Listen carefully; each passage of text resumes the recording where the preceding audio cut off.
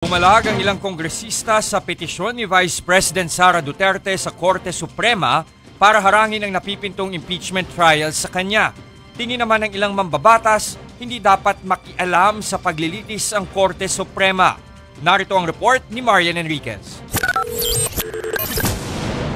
Kinundena ng liderato ng Kamara ang petisyong inihain ni Vice President Sara Duterte sa Korte Suprema para pigilan ang napipintong impeachment trial sa kanya. Ayon kay House Senior Deputy Speaker Aurelio Dong Gonzales, mukhang desperado na ang bise na takasan ang kanyang pananagutan. Natatakot na raw ang kampo ni VP Sara kaya gusto nang pigilan ang impeachment process lalo't masisilip ang kanyang bank records. Tinawag namang garapalang pagtatangka ni House Deputy Speaker JJ Suarez ang petisyon ni VP Sara na harangin ang impeachment trial. Giit niya, kung talagang inosente ang bise, harapin na lang sana niya ang mga paratang laban sa kanya imbes na tumakbo at humiling ng proteksyon sa Korte Suprema. Para naman sa isa sa mga tatayong impeachment prosecutors na si Batangas 2nd District Representative Jinky Luistro, walang legal na basehan para pigilan ang impeachment trial. Yung verification po na kanilang question, it was followed word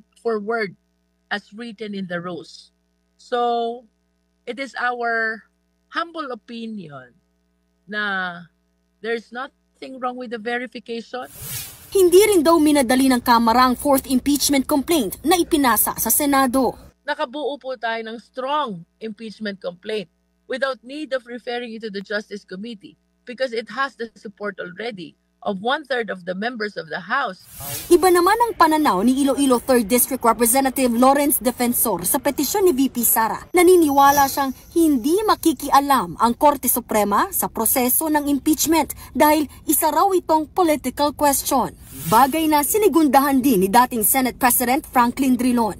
Leave it to the judgment of the Senate asking or acting as an impeachment court to decide on this, including questions of jurisdiction. So it's best that the Supreme Court does not interfere. Nagbabalita mula sa Frontline, Marian Enriquez, News 5.